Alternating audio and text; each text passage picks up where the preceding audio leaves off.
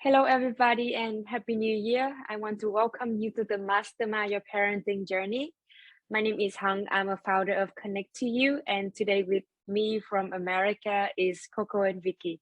Thank you so much for spending time with us today. Thank you for having us. You're welcome. Thank you.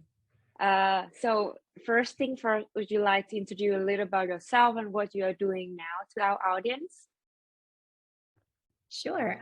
So my name is Coco Standback, and I am an ADHD life coach. I work mostly with parents and kiddos who have ADHD, but not just ADHD, other challenges that come along the way. And I started this journey because I have 3 sons, and 2 of them presented with ADHD when they were younger. And I wanted to find a way to stay connected to my kiddos because it was hard. And so that's how I started my journey. I ended up going back to school and getting a master's, and then I found coaching and I became a certified coach. And I started doing what I do now.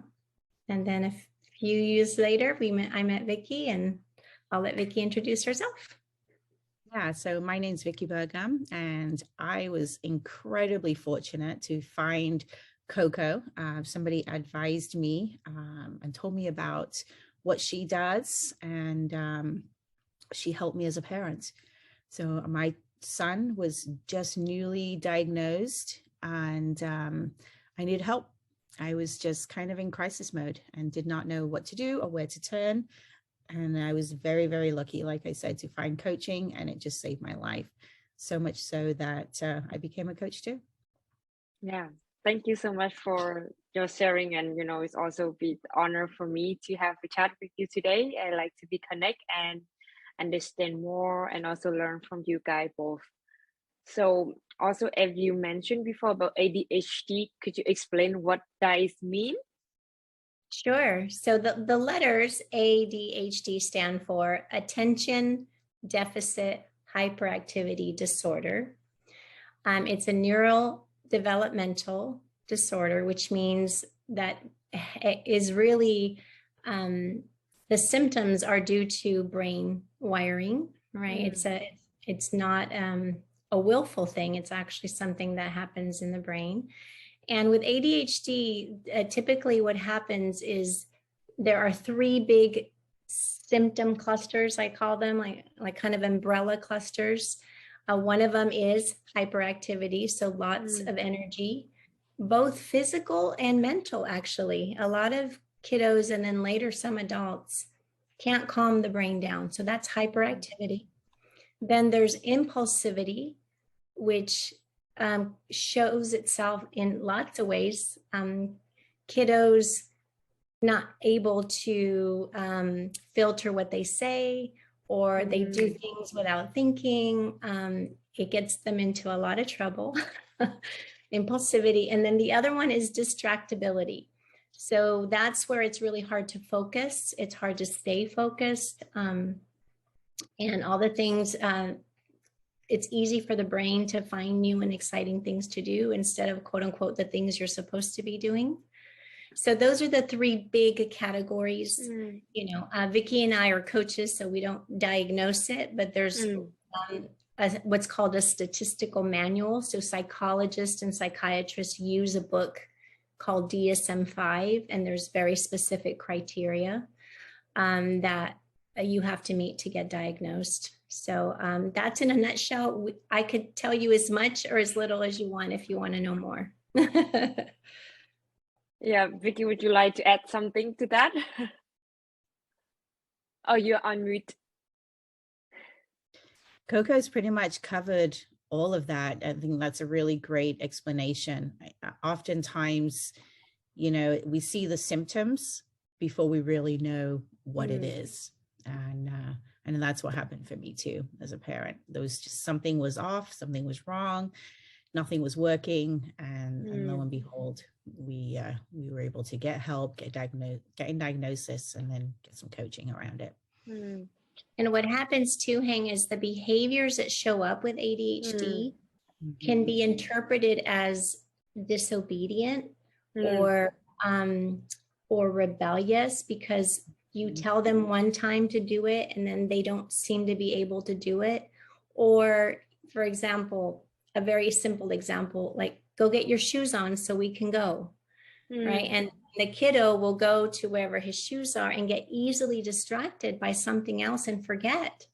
And that can appear to the parent as you're being rebellious, right? Or you're not listening to me, and it's not that at all. And then ADHD shows up in 3 presentations. So one is the mostly hyperactive impulsive category.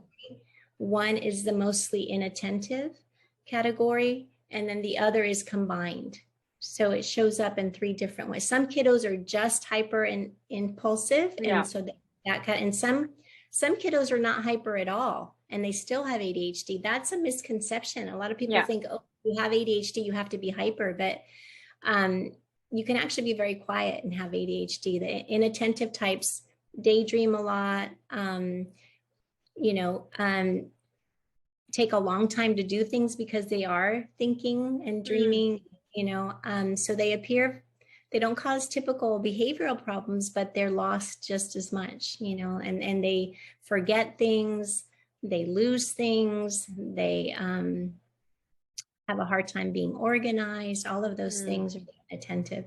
And then the other is the combined, where you have both of those qualities.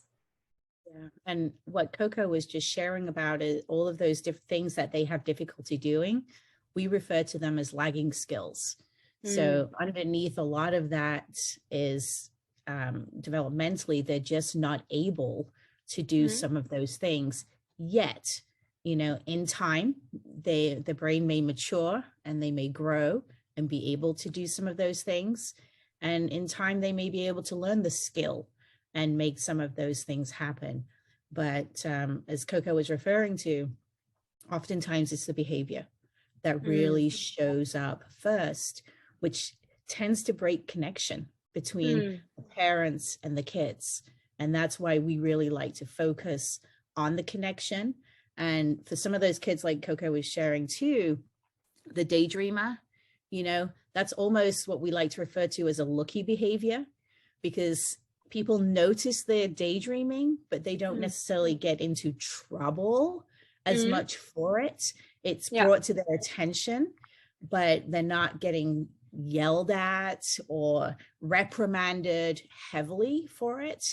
Whereas some of the other ADHD behaviors that kind of come up, those symptomatically, if the child's impulsive and pushes or hits or yells, then they tend to be punished a whole lot more for those types of behaviors, even though they can't help it.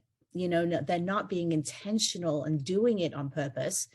As a parent, sometimes it feels like they are. We often hear people, parents, and we felt this, why is he doing this to me? He's always doing this to me, and he or she isn't, they're not intentionally looking for the negative responses, the negative attention. They're having a hard time, they really are. And that's one of the unlucky types of behaviors that comes with ADHD sometimes. Yeah, well, I mean, it's very interesting because like you diagnosed to have ADHD, so it's not like any type of like too much activity and never run out of energy or so I mean, how do we distinguish between like a normal child who might be misbehave or very active and a child who really have ADHD? Yeah, from our perspective, there really isn't such a thing as a misbehaving child, right? We don't look at a child and say, oh, they're bad, they're really naughty, they're really misbehaving. We stay away from that language because we've come to understand that a child who is not acting appropriately, the way you would expect or hope for them to be, is having a hard time. There's something else going on. And they're not necessarily able yet to communicate what they're thinking or feeling or emotionally what's happening underneath. It's showing up as a behavior. So it's that first signal that, whoa, something's off here, something's wrong here. And that's our cue as a parent to go in and discover what it is. Like, be curious, what is happening here? It's kind of like when your child gets sick, you know, sometimes the first thing, the first signal, the first symptom, you know that your child is sick is a fever. They feel warm, you know, it's concrete, it's solid, you can measure that, right? And that's the same thing for our kids when they have ADHD. If they're starting to melt down or their behaviors are not looking like we would expect it to, something's going on. That's the fever. The behavior is the fever telling us there's more happening and we need to investigate. We need to go in and see if they're able, because they're not always able to tell us in the moment what's happening. Sometimes they can, sometimes they can't. And we need to be curious and just really work with them. Yeah. And I would add, Hang, that, you know,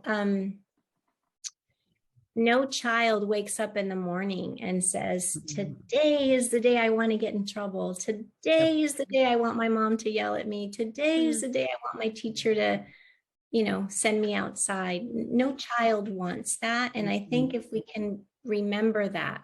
So if our child is doing something over and over and over that they're not supposed to do, then that's a red flag. Like, okay, there's something else then happening. It's not that he's being willful or disobedient, it's he can't process what I'm asking him, because if I'm asking him over and over and over and it's still not happening, there's nothing wrong with him and there's nothing wrong with me. There's something else going on, right? And we tend to do that. We either blame the child, what's wrong with you, or we like, what am I doing wrong? How come it's not working? How come he won't do what I'm asking him to do?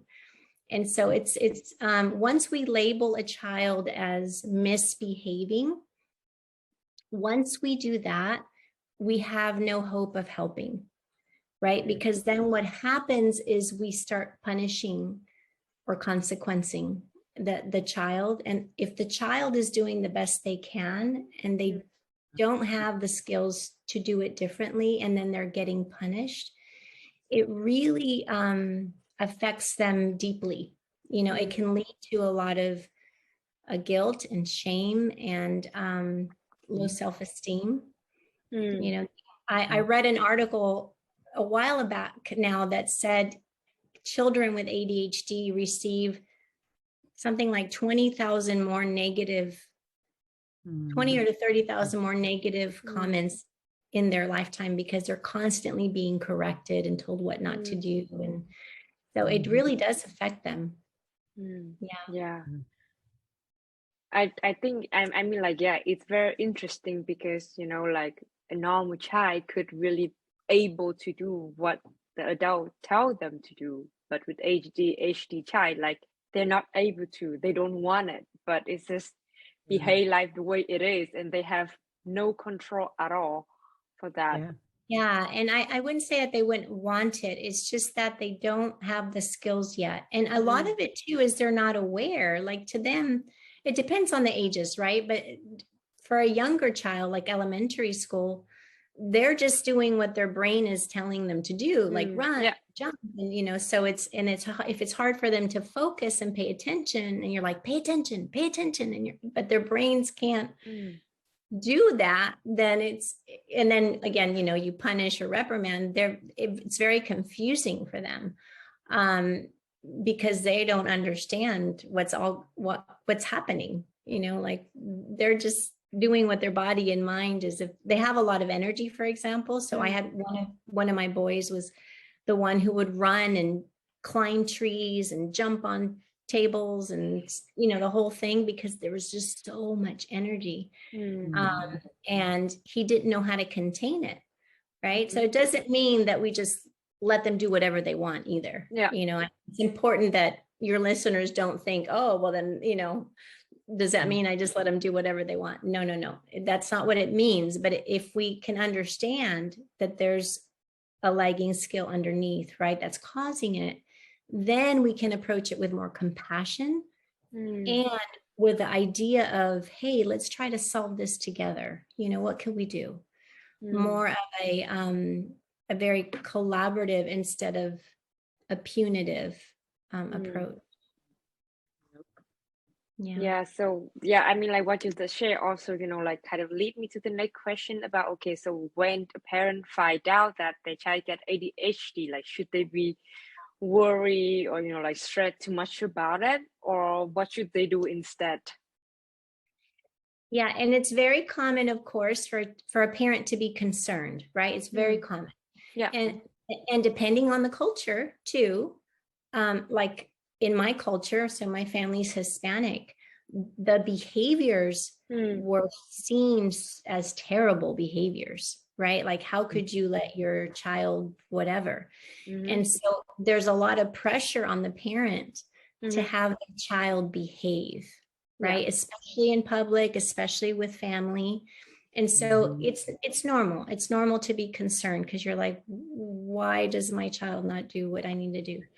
But I think instead of worrying, right, or being concerned is to be really proactive. So become aware of what is ADHD and how it shows up. Find support from people who understand it and are compassionate about it.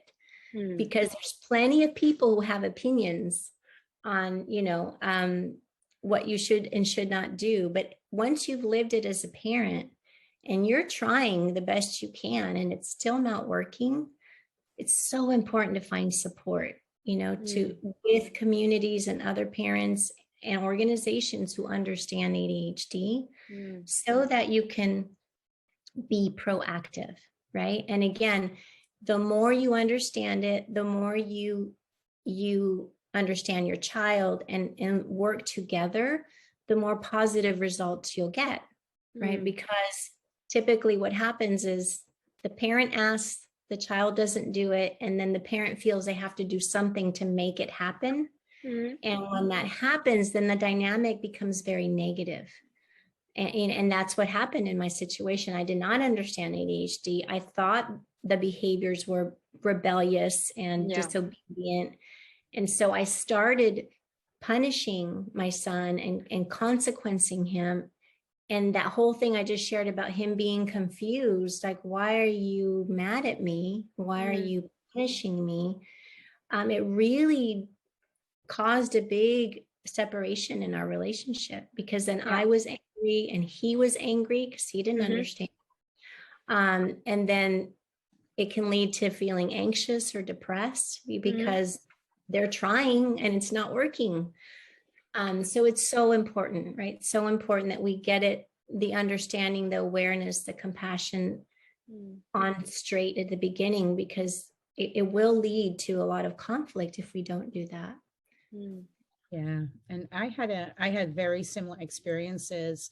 And the other thing that we also flipped and tried to do was bribe. We would constantly trying to bribe our son, which led us to a lot of confusion too, and a lot of dysregulation and a lot of upset because he wanted to do the things we were asking and he wanted the prize we were offering him, but he couldn't obtain it.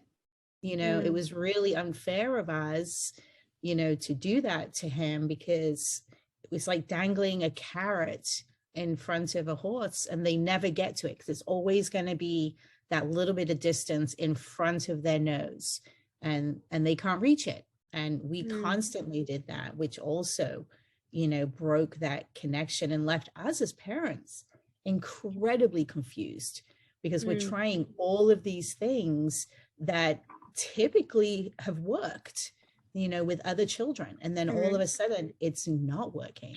And yeah, like Coco shared, getting the support and realizing that what we're experiencing is actually relatively normal in the world of ADHD. And it gives us a starting point to work from the right way to support our children and to help them move forward in a way that works for them. Yeah, when you discover that other parents are living what you're living, it's such a relief. Because I think one of the traps is you feel like you must be the only one, right? Like you see other kids behaving and other kids doing what they're supposed to do, and your kid doesn't do it, and you feel like, oh, I must be a terrible parent. There's something wrong, you know? And so finding out that others live and experience what you experience is just such a relief. And it's so comforting, because then, you know, oh, you know, like when Vicky and I met, and even now that we're partners and we're coaches together, we'll laugh and share stories because our lives are so similar. Like, oh, you know, oh yeah, your son does that. Yeah, my son does. I mean, it's just like, oh, it's so common for us because we're living it, and it just helps. It helps to know that. Very much so. Yeah. So, I mean, and you know, I'm just curious. So it would be diagnosed by a doctor or any like experiment or test that can tell if your child really have ADHD? That's a great question, Hang, because there is no one test for ADHD. Like, you can't take your blood work and say, oh yeah, you have it. You know, there is none. So, and yes, they have to be a clinical psychologist, someone who's trained in diagnosing ADHD. It's very important. Some developmental pediatricians who've done the whole training can also, but I don't recommend just a regular pediatrician. I recommend someone who's specialized in knowing about it. And it's super important. So there is no one test. What typically they'll do is they'll take a history, like from beginning to wherever they're at, you know, and look for these symptoms throughout their childhood or whatever point they're at, and see if they show up all the way through. And then the professionals have to really make sure that it's not something else like anxiety or depression or autism, or make sure that if it can be combined. So that's another thing with ADHD. It rarely travels by itself. It's usually combined with something else, a learning disability, or, you know, anxiety, depression are the most common, but autism, they used to say back in the day, you couldn't have both, but it absolutely you can. And so that's why it's so important to go to a professional who really understands, you know, the nuances, because there are some similar threads all the way through. Yeah. Yeah, because I think it's this, you know, like I heard about ADHD before, because, you know, I have some research about it, but it also we also have audience from Asian country, and I think it's not really popular. And also, like with Asian culture, they don't want to label their child a type of sickness, you know, like, no, my child is completely normal. Right. Yeah, that's very hard. It's very hard in my culture too. They don't want to, nobody wants a label, right? Nobody wants to be labeled. And if it's seen as a sickness, that's where the problem lies, right? Yeah. It's not a sickness. There's nothing wrong with your child. It's just that they were born with a different kind of brain. And it's interesting. There's a lot of amazing strengths that come with ADHD, you know, so it's not all bad news, but it's definitely not a sickness. It's the way your brain works, you know. I like to explain it to kiddos and even to parents. You know, you have black hair, I have brown hair, and Vicky has blue eyes, and we're different, but I'm not better and you're not, but nobody's better, right? And I'm not sick because I have brown eyes. I just have brown eyes. Same with ADHD, right? That's how their brain is. It's different, and it needs different kinds of supports and different kinds of ways to function in the world, but it has a lot of strengths too. And that's, I think it is hard for and like you were saying, you know, particularly Asian cultures to think, oh no, I don't want to have a son with a label. So it is part of the journey to say, okay,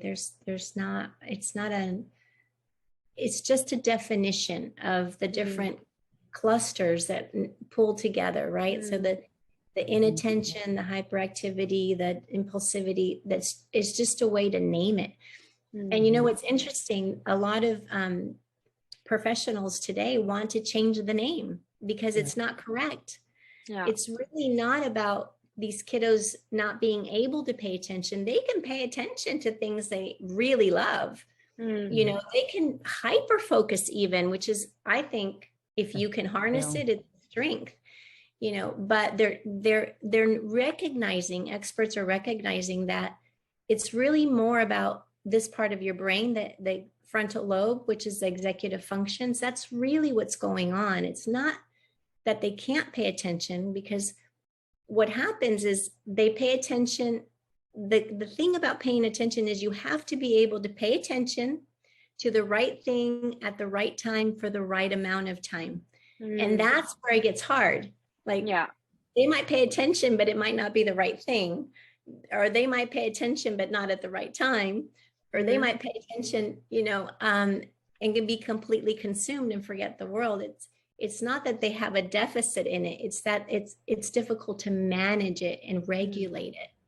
And all of that is executive function. It's this, you know, the frontal cortex is in charge of all that.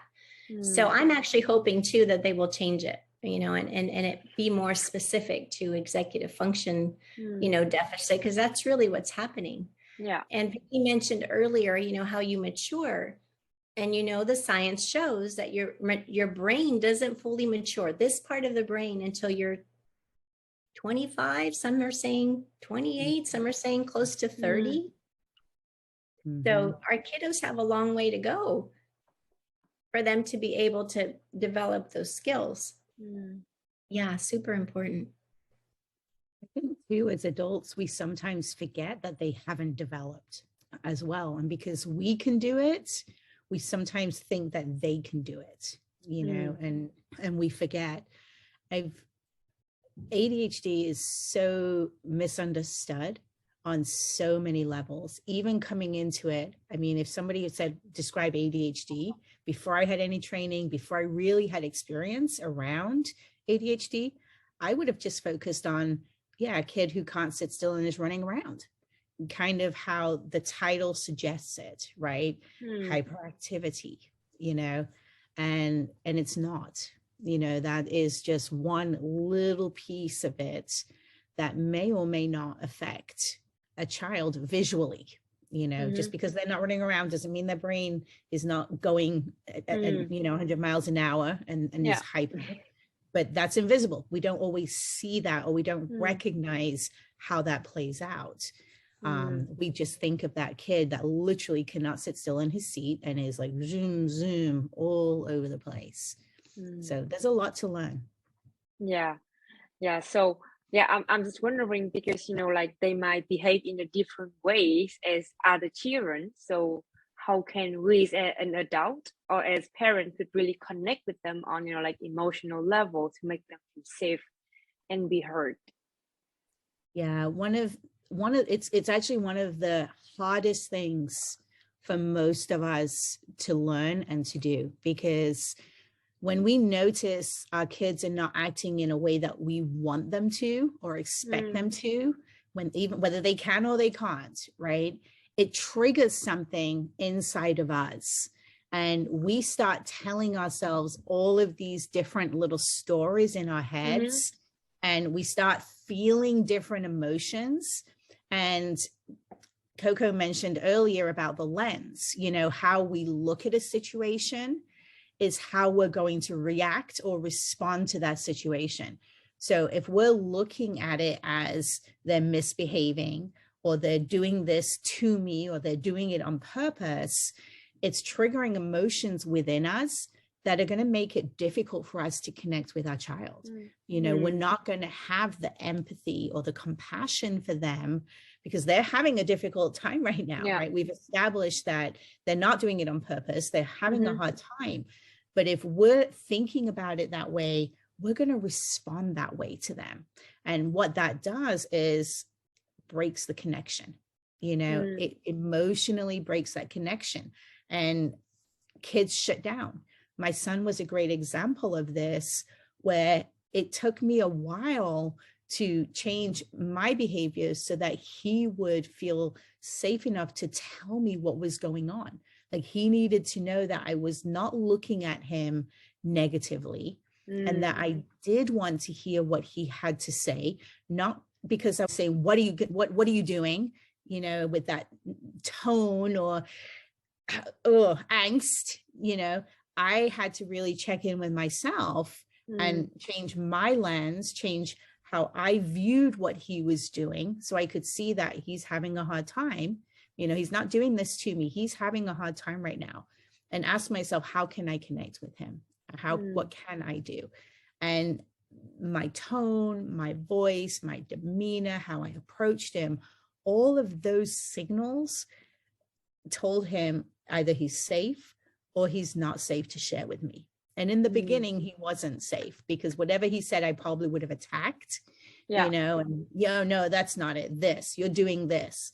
But when I was able to kind of think through what I was thinking and come from that different approach of, you know, he's having a hard time, and ask him what's going on, he was able to communicate back to me. And not always in the moment, because if he's dysregulated, he needed help to calm down first. You know, when we're dysregulated, we're not thinking properly. You know, how many times do we say things when we're upset or we're mad that we wish we had never said? If we could take it back, we would. And sometimes we try to take it back, but it's already been put out there, right? And our kids are the same way. When they're upset, when they're dysregulated, they're spouting things out at us, they're saying things. They don't mean any of it. You know, they're not able to think, they're not able to process. So if we feed into that with our own emotions, it's just going to escalate and go up. So it starts with us knowing where we're at, being aware of what we're thinking and feeling, and making a choice to show empathy to them, to love up on them, let them know we're here when they're able to talk, to listen to them. I had to learn to breathe properly, to regulate my own emotions. You know, there's science behind just really breathing to calm, you know, the amygdala down, to bring the prefrontal cortex literally back online so we can think. And learning to do that myself and understanding the importance of doing that helped my son to start doing that. So when he was starting to feel upset, I could hear him go. And sometimes that was the first sign for me to know, whoa, something's going on here, right? He's having a hard time. I need to kind of just take some deep breaths, breathe with him, help him to stay and regulate. And then in the right timing, he could share, you know, what was going on. And like I said, sometimes it was, you know, nowadays it can be, you know, within a few minutes.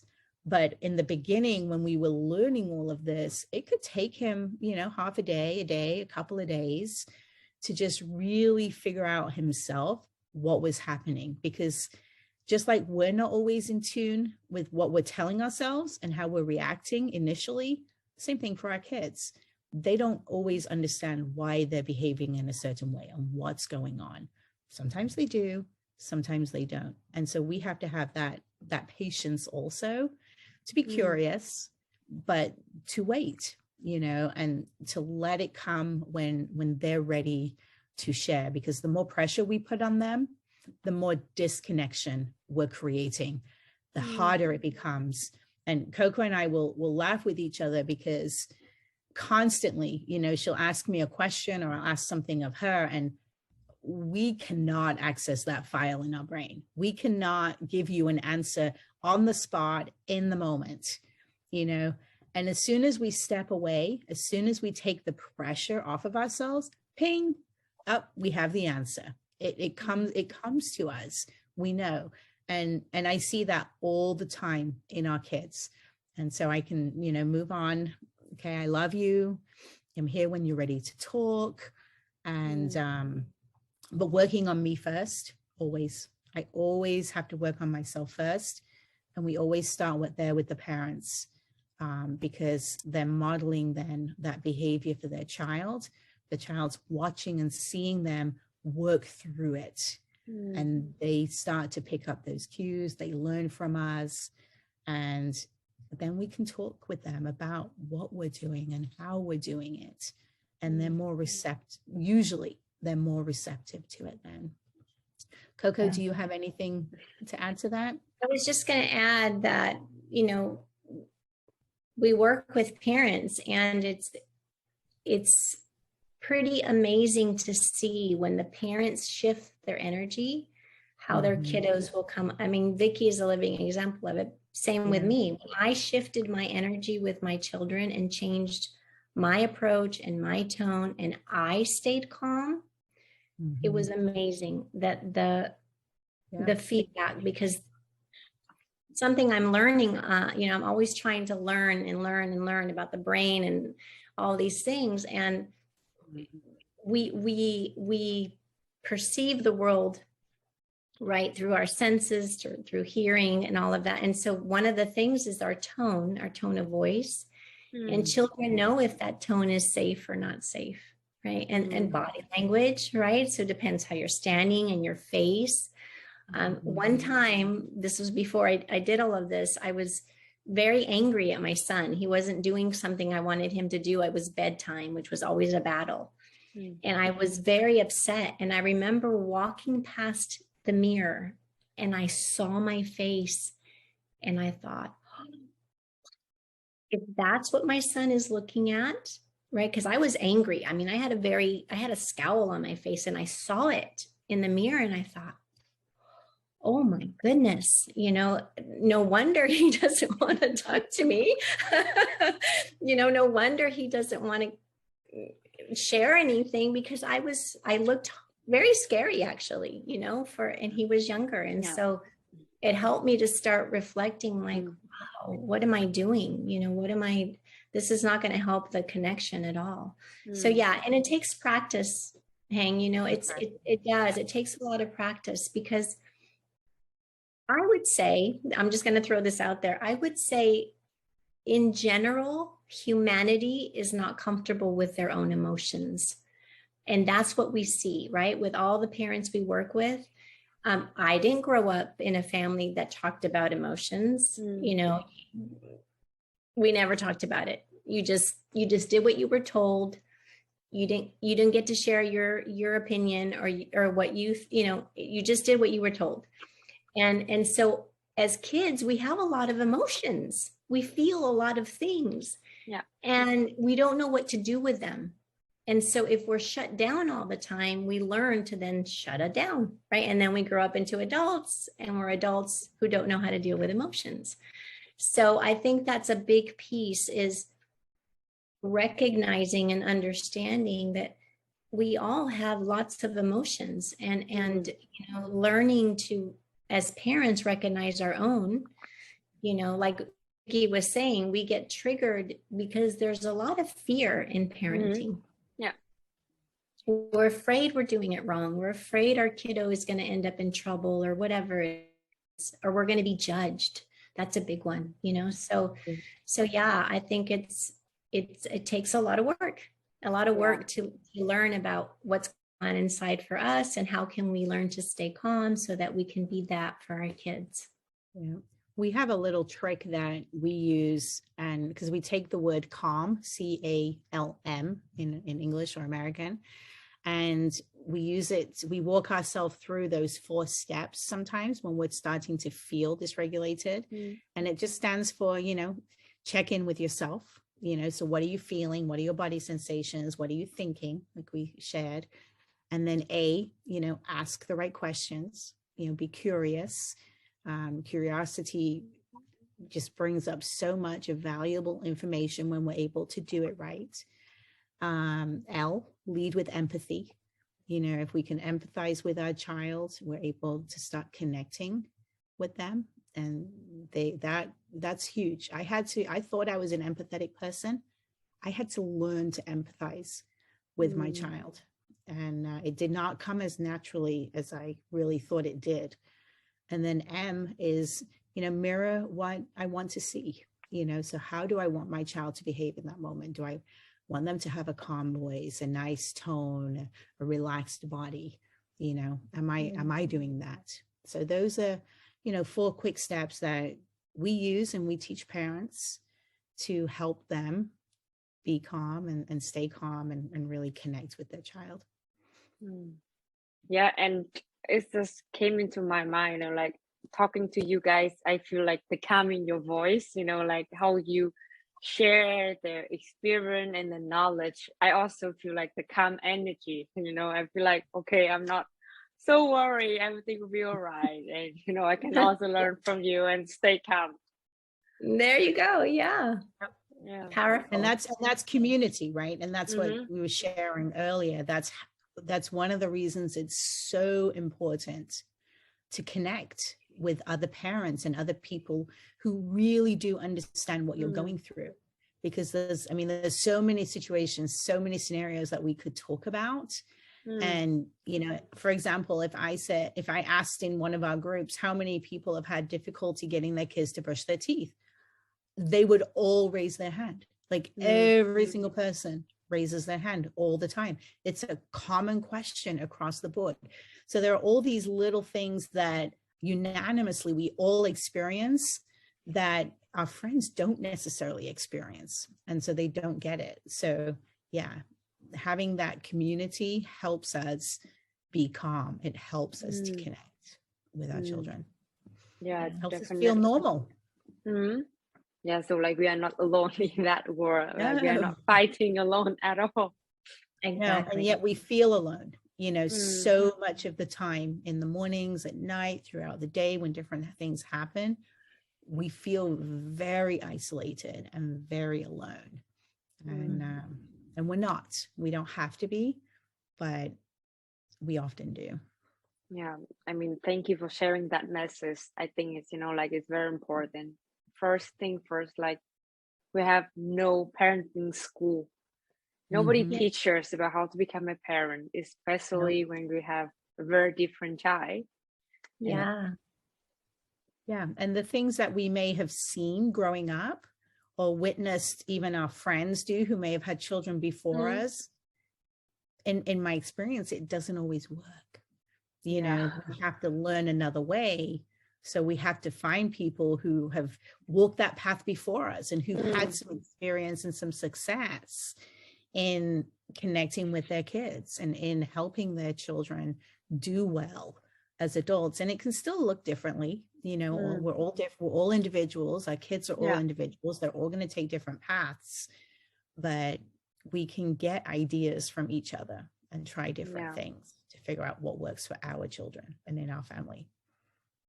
Yeah, I think it's it's very important that we cannot use one method and apply it on our child and expect it's gonna work perfectly.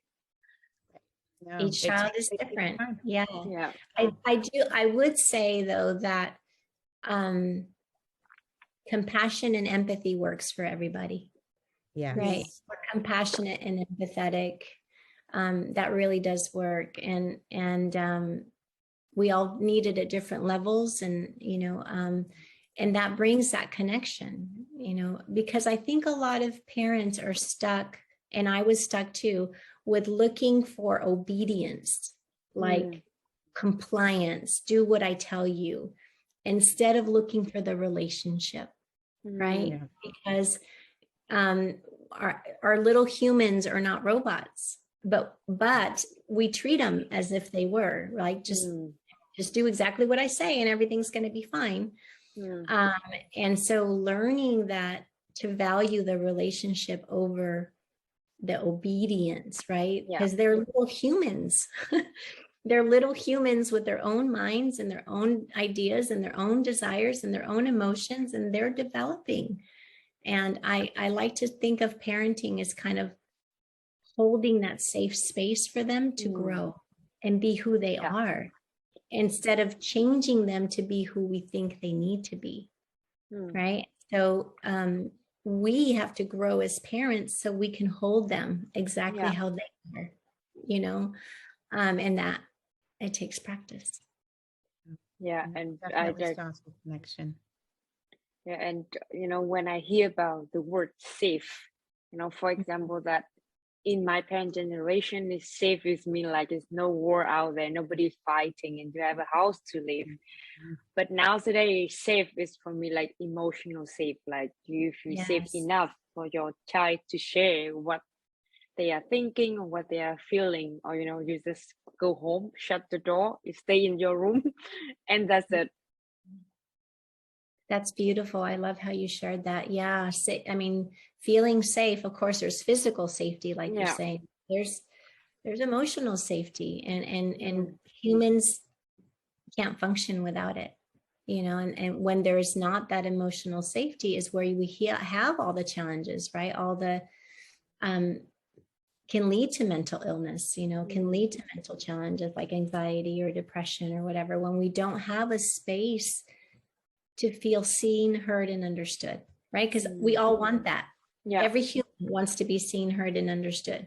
And we forget that as parents, because our little kids want to be seen, heard, and understood too. It's not just us. They want that too, right? And they seek it. And so it's safety is a big thing, feeling safe. Yeah, I love how you said that. Yeah. And so I think that, okay, at first I hear that from a parent, we have to learn how to understand, have compassion and empathy with our child, but it also like, how can we teach or train our children to have emotional intelligence? Because it's also like one of the crucial skills that they need to have. Absolutely. Yeah. And it all ties right back together, right? So like I was sharing with you, I didn't grow up in an environment where I was safe to share, right? It just, you don't talk about how you're feeling, you just do what I tell you. So how do we teach our children, right? It goes right back to us. We have to create an environment where they can feel safe to share what they're feeling without us reacting in a negative way. And then of course, it's teaching them about emotions. Have you heard of Mark Brackett, Permission to Feel? Have you read his? I read that book. Okay, love his work. So you know how he shares, you need to first even have the words to express what you're feeling, like have the vocabulary, talk about it. Then you need to understand what that means. I like to think of emotions as messengers that arrive to give us a message, like they're trying to tell us something, like gifts at a door, right? If you get a gift, someone gives you a gift and you see it, you become curious and you're like, oh, let me open it up. Let me see what's inside, right? And then explore what's inside. So if you're feeling angry, what am I feeling angry? Let me look inside, right? And explore it. And I definitely don't see that happening in homes, not with the parents, not with the kids. We don't talk about what could it be telling you, right? And then if you know that anger means you feel there's been some kind of injustice or something is going wrong that you don't feel right about, then you can discover even more, oh, so what can I do with this emotion that I'm feeling? And then I think the other piece too that's so powerful is that you can actually do something with that emotion. You don't have to sit with it. You don't have to stay with it, right?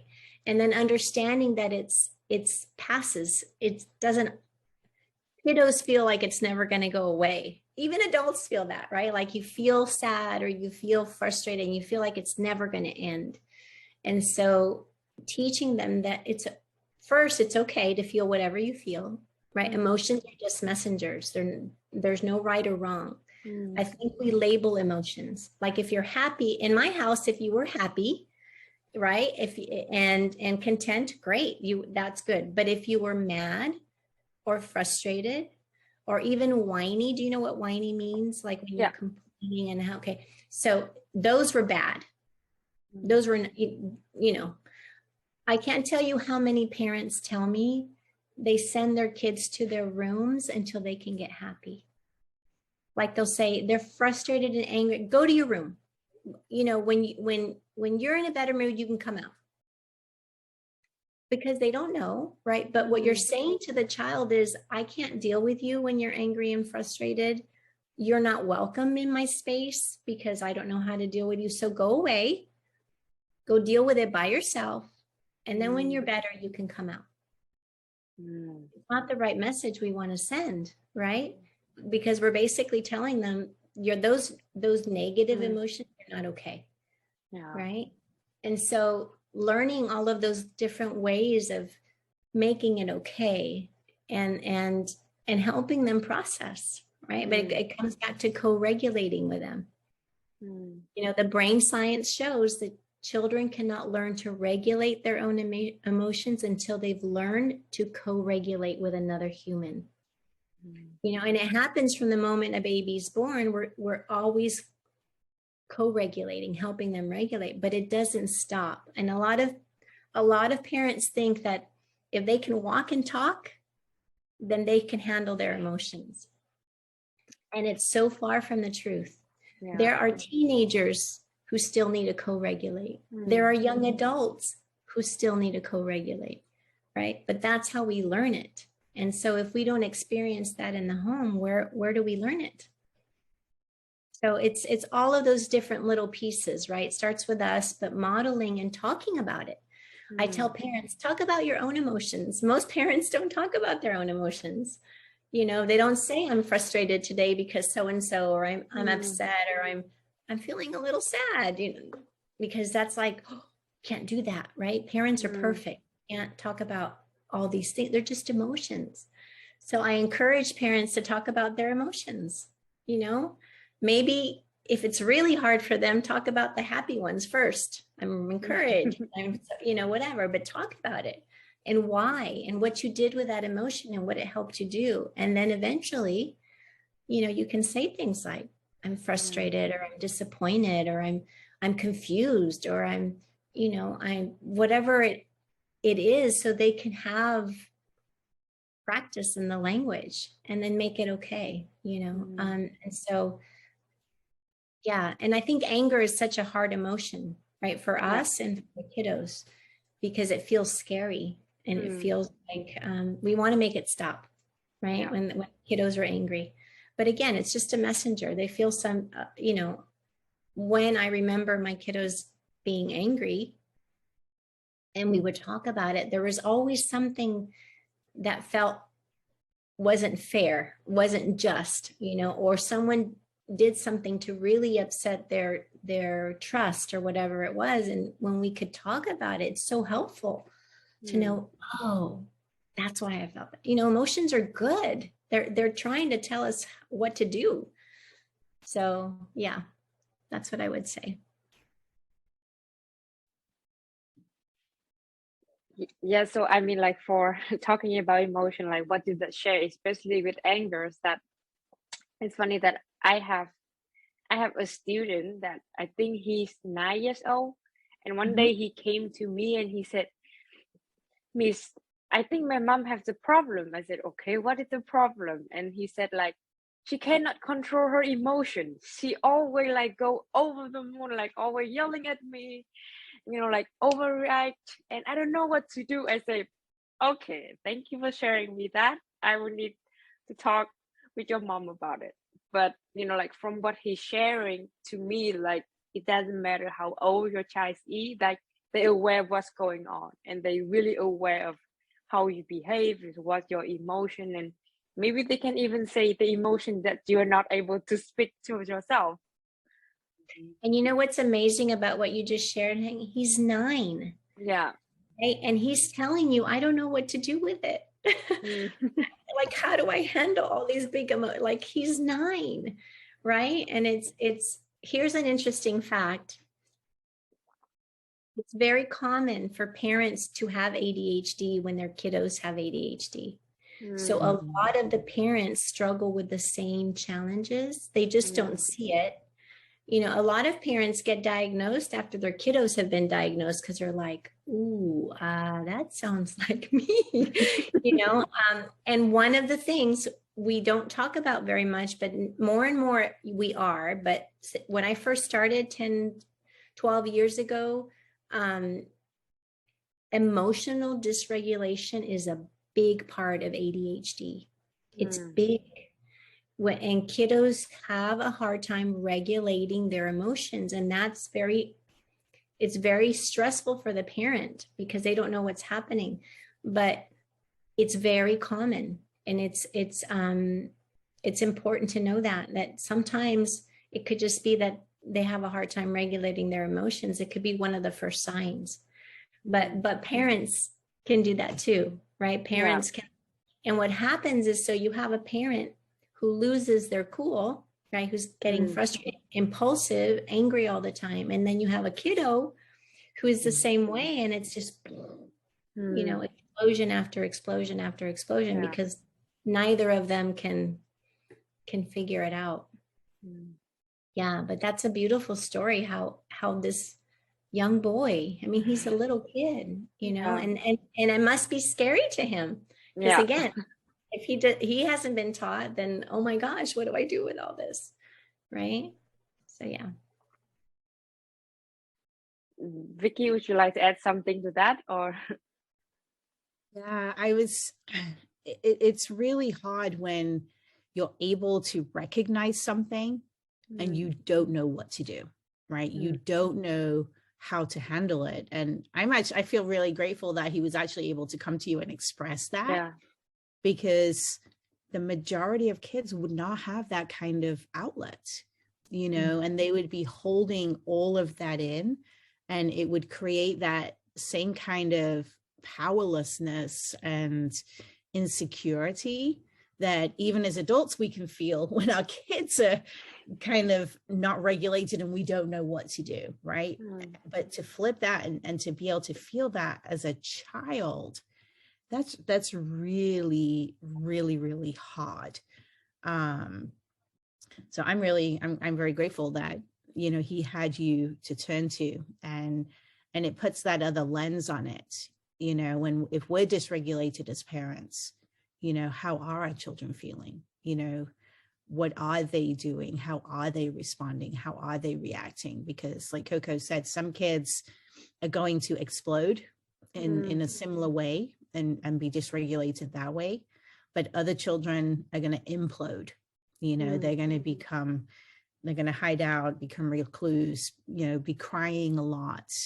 And that's with the depression and all of those things can come in and not always recognizable.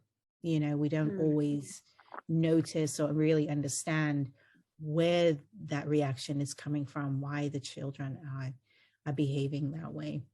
And a lot of the moms that have their kids diagnosed and then notice, like Coco said, that's kind of like me, you know, they don't always get diagnosed themselves. They just, and I can be one of them. I'm an undiagnosed ADD. You know, I've lived my whole life. And I think that's one of my goals in the new year is to actually go after and just see, you know, am I? So that if I am, then I can get even more support for myself so I can be an even better parent, even with all the support I already have. And one of the things I learned, Hang, about kiddos is that they're really good at perceiving when something's wrong. Like they can understand, but they don't know how to interpret that, like this little boy. And typically they'll turn inward and think it's their fault, typically, right? And so that, again, that's why it's so important as parents, because they don't know. You know, I grew up and my father was very, appeared to me to be very angry all the time. And I thought I must be doing something wrong. Like, why is he always mad? You know, later as an adult, I was able to talk to him and it wasn't that at all, but that's what I concluded, you know, and children, especially when they're younger, they can perceive it, but they can't interpret it correctly. And again, they turn inward and they think it must be their fault. Yeah, so I think teach them. Yeah, I think it's definitely very important, like, to communicate with your child, and also like either the parents or the children have to learn about emotional intelligence, because if you have no idea about it, and it's not gonna work. Yes, super important. And that's a lot of what you do, correct? That's what you with kiddos. Yeah. Yeah, So that's what I really want to do, because like we all know how important of emotions is, because like more or less that what is we are interested in. But I see that many parents out there, they think like, no, they will learn by themselves, like day by day they will learn and they will do it and they will know it. But I mean, it's not that simple. no, yeah. And again, if they didn't learn, how do they, it's like, it's a cycle, right? Yeah. So I think we're all about breaking that cycle and Mm. doing it differently for the next generation, right? So that they can have the skills to then teach their families a different way. Yeah. Yeah. Yeah. I think it's like, we just share like so many valuable points for our conversation. I just realize, we might come to an end of the discussion, and I would love to talk to you for hours, because what you just shared for me is like brilliant. And I understood that, it might take years for you of practicing and working with parents and children to really be able to share those knowledge, and those strategy to work with kids. And yeah, that is very my last question. Like, what would be your advice to have the quality time to connect with your kids, especially who have ADHD? Yeah, I think one of the things that worked for me and I see work the most is finding out what the kids enjoy doing. If you're trying to build that connection with them, doing things they enjoy, they're more likely to go with you and to do it with you, right? It needs to be fun. And the ADHD brain engages a lot better when it's fun. We talked about hyperfocus earlier. If something's fun, we can focus on it and we can do it, and we can do it well. So, when we talk about those special times with children, it's important, to do things as a family, but also to do things one-on-one, with each child, and have those super special times. And it doesn't have to be a whole day's event. We don't have to go to the big amusement park or to the fair or, whatever it is. It can be just quality time. Some of the best times can be 5 or 10 minutes, just taking that little bit of time every single day to check in, to connect with your child, to do something that brings joy to them. And hopefully you enjoy it too, but especially for them, really helps them to feel connected, helps them to feel close to you. And it works towards building that safe environment as well. A lot of times after we spend these special dates, these special times, the kids open up even more and they share even more information with us. So, connecting every day, and, once a week, maybe doing something a little bit, bigger, whether it's going for a little drink together, a walk together, a hike, a bicycle ride, if the kids like riding their bikes, watching them, ride their skateboards, if they're into skateboards, just something that encourages them, tells them that I'm here. I'm all yours for the next block of time. I am focused on you. This is our special time together. It goes a long, long way. Yeah, I think the undivided attention. So removing distractions, just undivided, and letting them lead. Because I have a lot of parents that I talk to, and they're like, I'm so tired of playing with Barbies, or I'm so tired of playing with trucks, or I'm so tired of playing that video game. But if that's what they enjoy, enter their world is what I say. Just enter their world and learn about them in that world. And all the research around play is so important for the brain. Amazing to be able to play with your child at whatever level they're at, and even like Vicky said, one of my sons was very much into video games, but he was so advanced that if I tried to play, it would just be frustrating for everybody because I didn't even know where to push the buttons, right? Yeah. So, but he loved when I would go and just watch him play. He loved that. So I would sit next to him and ask him, oh, what's that? And who's that? And what's a character? And what does he do? And he had so much fun just telling me about his world. That's what it is. And so, yeah, enter their world, let them lead, let it be their idea, because even parents wanted to do it their way. Like, let's play this board game, and they don't want to play a board game or whatever it is. So, yeah. Yeah. And we've had parents that have spent lots of money on activities to do with their children. And then they get upset, the parent gets upset.